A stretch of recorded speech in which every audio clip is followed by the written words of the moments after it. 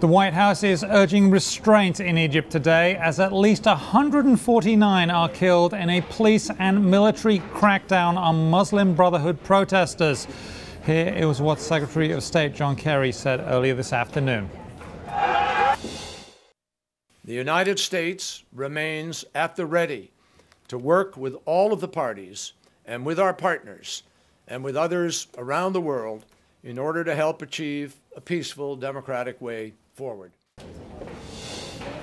We'll have that and more right here, right now on the News Hub. Good afternoon and welcome. I'm Simon Constable. Joining me now is Dr. Eric Trager. He's an expert on Egyptian politics for the Washington Institute. He's in our bureau in Washington. Dr. Trager, thank you for being there.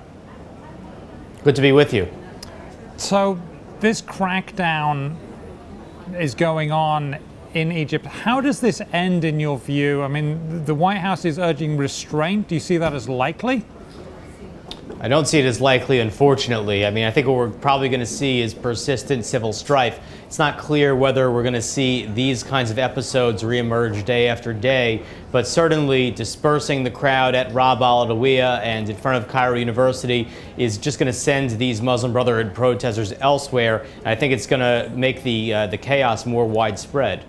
Now, you were in Egypt at the time of the overthrow of Morsi, and you've written about that. And one of the things you talked about was that how Morsi really didn't have control of the institutions he needed to have control of. They basically were going to, the military were going to follow the will of the people, or as they saw it.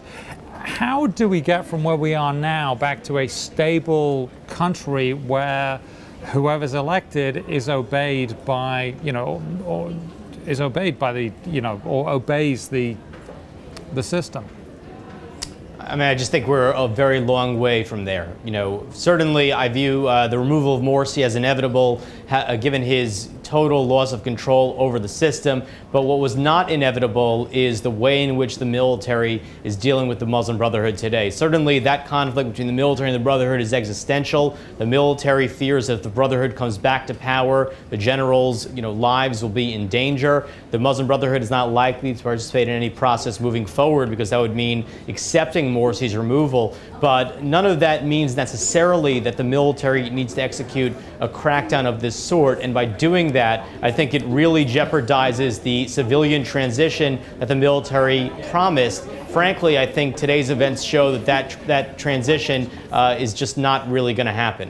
What is the significance of al-Baradei stepping down? It's very significant in that it removes the international, it removes the cover of legitimacy that the government was depending on for the international community. Al-Baradei was somebody who, came off reasonable, someone who was very much opposed to a strong crackdown on the Brotherhood, would have been fine leaving them there. And the fact that he is now no longer vice president suggests that that kind of reason simply won't be in this Egyptian government. Okay. Now, one of the things that the U.S. does is provides aid, including military aid, to Egypt. I spoke with Dr. Rand Paul, Senator Rand Paul, earlier this week, and he basically was talking about the issue of whether we give that or whether we don't, and whether the choice is between a democratically elected Islamist government or military dictators. Here's what he said. The current general is an Islamist. He was appointed by Morsi. I would think if you lived in Israel, you'd feel more uncomfortable if you had more F-16s and more tanks. Egypt has 4,000 tanks. They've got 200 F-16. Do you think Israel feels more secure by giving more weapons? Where would F-16s be used? They're not going to be used in Egypt. Well, they would be used against a foreign either attacker or to attack a foreign country.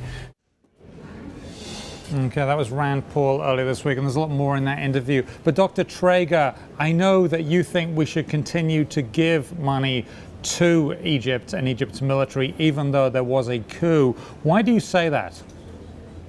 Well, look, I mean, I was opposed to cutting aid to the Egyptian military in the immediate aftermath of the coup because I saw no use in punishing it for something that was already done and was frankly irreversible. Now I think that we really need to see what happens the next few days, but certainly in my view, the aid is very much on the table. I mean, I think that our ability to influence this current situation is very limited. The military seems very much inclined to using violence, to trying to shoot its way out of this. And if that's the case, actually, it would be very hard to support continuing aid to Egypt right now. The good news is that given the way that aid is dispersed, we do have at least a few days, a few weeks to really judge the situation and figure out whether this is a game changer, as I frankly think it is, or a terrible flare-up. But if it's a game changer, if this is a sign of what's to come, I mean, I think that there's a very good argument for cutting aid. Okay, very good argument in line with what Rand Paul says. Thank you very much, Dr. Eric Trager of the Washington Institute. We appreciate your time, sir.